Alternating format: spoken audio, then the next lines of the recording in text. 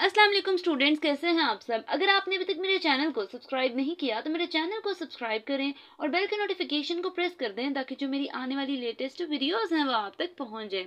आज की जो मेरी वीडियो है इसमें मैं क्वेश्चन नंबर 61 को एक्सप्लेन करूंगी। तो सबसे पहले क्वेश्चन की स्टेटमेंट देख लेते हैं। अच्छा, इस क्वेश्चन को स्टार्ट करने से पहले मैं एक और चीज़ को एक्सप्लेन करूंगी और वो ये है कि मैंने इस क्वेश्चन के दो सॉल्यूशंस मतलब दो मेथड्स हैं।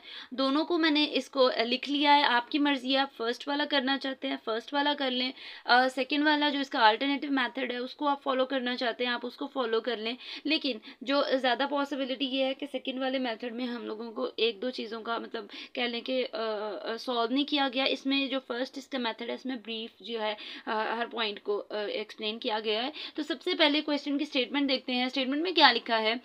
Two sides of a triangle are formed by the vectors A and B. Determine the angles of a triangle.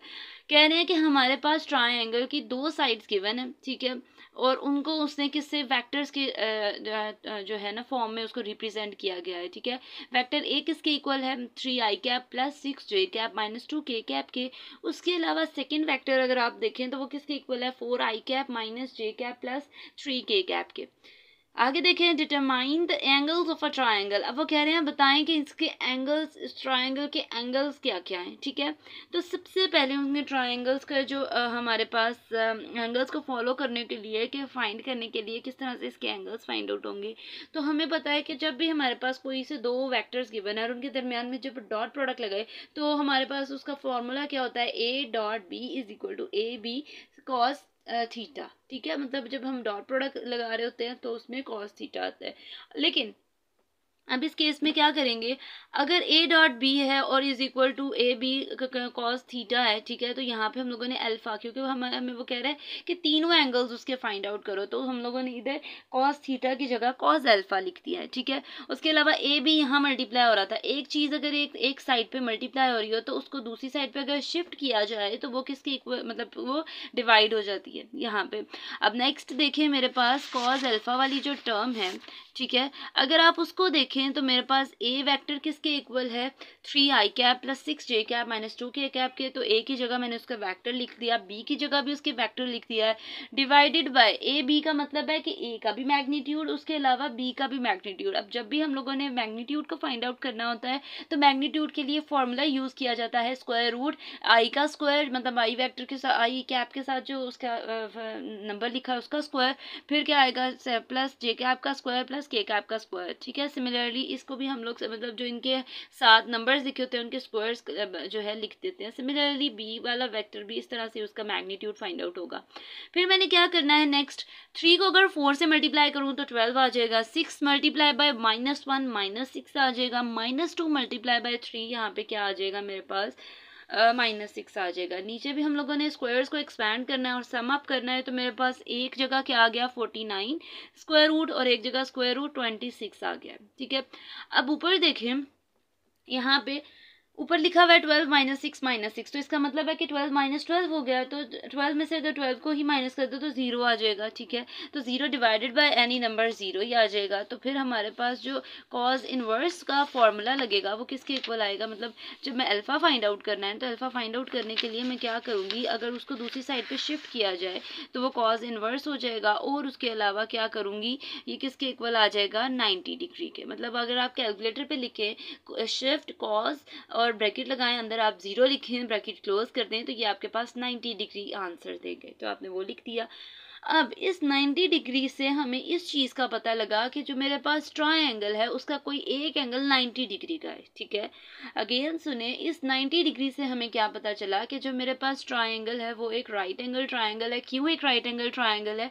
क्योंकि उनके दरमियान में एक 90 डिग्री का उनके दरमियान में एक 90 डिग्री का एंगल बन रहा है। मतलब एक हमारे पास एंगल 90 डिग्री का आ रहा है। तो जब भी ट्रायंगल की जो राइट एंगल ट्रायंगल की डेफिनेशन को अगर हम देखें तो वो क्या है कि हमारे पास डेफिनेशन को अगर उसको देखें तो ये है कि एटलीस्ट वन एंगल 90 एंगल का बनना चाहिए, ठीक है।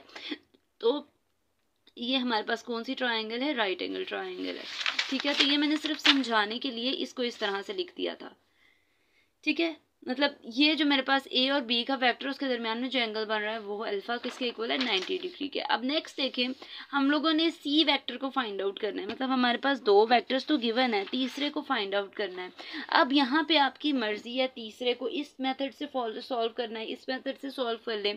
अच्छा, अगर किसी स्टूडेंट को प्रॉब्लम हो कि ये किस चीज़ को मैंने ये यहाँ पे जो फॉर्मूला यूज़ किया गया है वो किस चीज़ को फॉलो करते हुए किया गया है, तो मैंने आपको पेज नंबर 19 अगर आप देखें उसमें सॉल्व प्रॉब्लम है 11, उसमें हमारे पास इसका बी पार्ट देखें, ए और बी पार्ट दोनों में, कि यहाँ तो अगर हमारे पास इस तरह से ट्रायंगल हो, ठीक है, उसमें उसने तीनों साइड्स गिवन दे दिए हैं, ठीक है, तो वो कहता है कि अगर हमारे पास कोई सी, तो यहाँ तो हम क्या करें कि हम फर्स्ट टू का सम कर लें, मतलब जो हमारे पास नाउन वैल्यूज़ हैं उनका सम करें तो तीसरी आ जाएगी, या फिर आप ए में से बी को माइनस कर दें तो या फिर बी में से ए माइनस कर दें तो हमारे पास क्या आ जाएगी, सेम वैल्यू आएगी, ठीक है। अच्छा, कुछ ये कहते हैं कि सम करने से डिफरेंट वैल्यू आएगी, माइनस करने से डिफरेंट वैल्यू आएगी, लेकिन ये उसी चीज़ को फॉलो करते हैं, मतलब उसी चीज़ से क्वेश्चन नंबर 11 है सॉल्व प्रॉब्लम का, उसी से ये सारी चीज़ें उठाई गई हैं, वहाँ से मैंने ये चीज़ लिखी है formula c is equal to b minus a, ठीक है।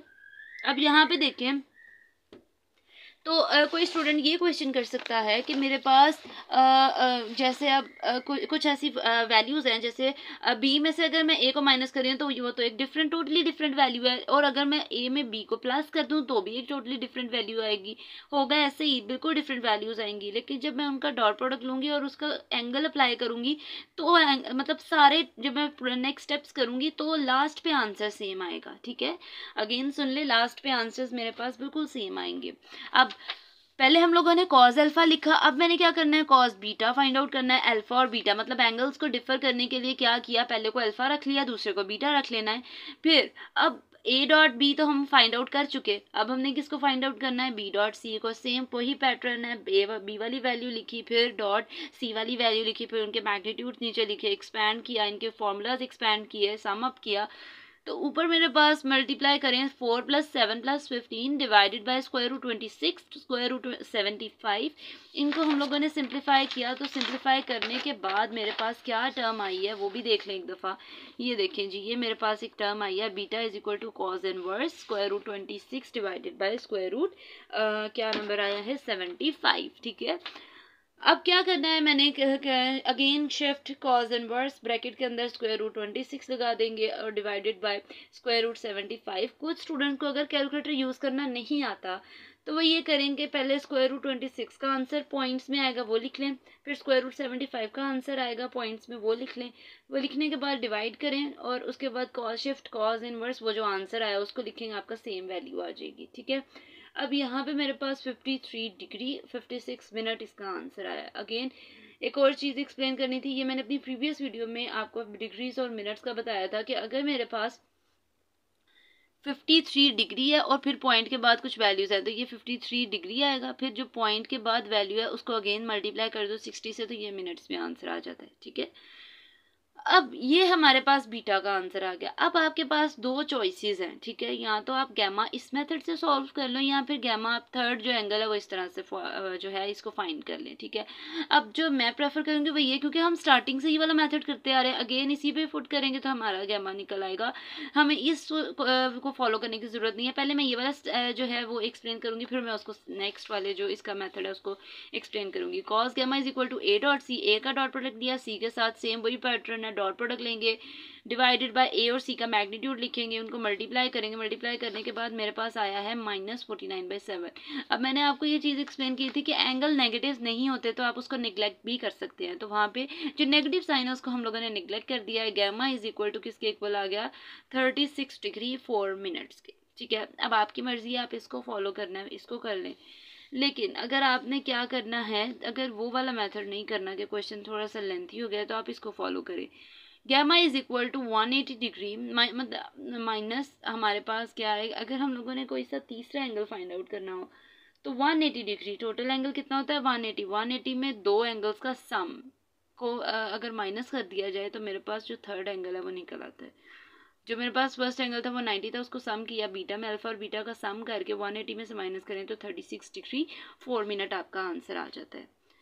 ये तो था मेरे पास इसका फर्स्ट मेथड। अब आपकी मर्जी है, आपने इसका अल्टरनेटिव मेथड करना है वो कर लें। अब मैं वो एक्सप्लेन करने लगी हूँ। तो उसमें देखें, क्वेश्चन अगेन लिखा है मैंने, आप लोगों की मर्जी है, आप सिर्फ डायरेक्ट अल्टरनेटिव मेथड को भी देख सकते हैं। अब देखें यहाँ पे उन्होंने स्टार्टिंग में ये पॉइंट लिख दिया है, since a dot B is equal to 0 the angle between vectors a and b is π/2। वो कह रहे हैं कि अगर मेरे पास, आपकी मर्जी है कि अगर कुछ स्टूडेंट को प्रॉब्लम हो कि कैसे पता लगेगा कि उन दोनों का डॉट प्रोडक्ट 0 के इक्वल आ रहा है, तो आप डॉट प्रोडक्ट ले लें ए और बी।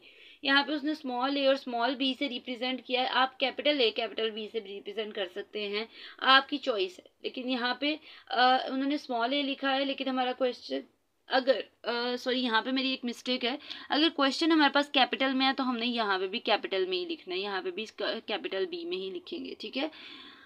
अब क्या करना है हम लोगों ने, a dot b dot is equal to 0 the angle between vectors a and b is π/2। π/2 का मतलब है 90 डिग्री, ठीक है। 90 डिग्री मतलब ये रेडियंस में लिखी हुई है, अगर आप रेडियंस को कन्वर्ट करो डिग्रीज में तो वो 90 डिग्री के इक्वल आएगा, ठीक है। अब क्या करना है हम लोगों ने, अगर कुछ स्टूडेंट को नहीं कन्वर्ट करना आता उसको डिग्रीज में, तो मल्टीप्लाई कर दें π/2 को 180 बाई पाई में, पाई से कैंसिल आउट हो जाएगा, 9 टाइम 18 होता है और 0 आ जाएगा, तो 90 डिग्री आ जाएगा, ठीक है।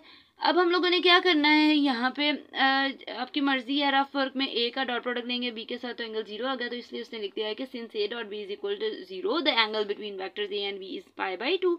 आगे देखिए, now adding these two vectors we get, कह रहे हैं कि अगर हम लोग इन दोनों को सम कर दें, यहाँ क्या किया उसने, सम अप कर दिया है। वो कह रहा है अगर मैं इन दोनों वेक्टर्स का सम करूँ तो मेरे पास एक तीसरा वेक्टर निकल आएगा। ये किस चीज़ को फॉलो करते हुए, जो सॉल्व प्रॉब्लम मैंने 11 की थी उसमें इन चीज़ों को एक्सप्लेन किया गया था, तो यहाँ पे वही चीज़ों को उन्होंने लिख के, कि अगर हमारे पास कोई सी दो वैल्यूज नाउन है, मतलब पता है हमें, और एक अननाउन है, तो हम क्या करेंगे, इस तरह से लिख सकते हैं। आगे देखिए, so the other two angles of the triangle are given by, कहता है तो दूसरे दो एंगल्स जो उसने फाइंड आउट किया है वो सेम उसी पैटर्न पे किए हैं।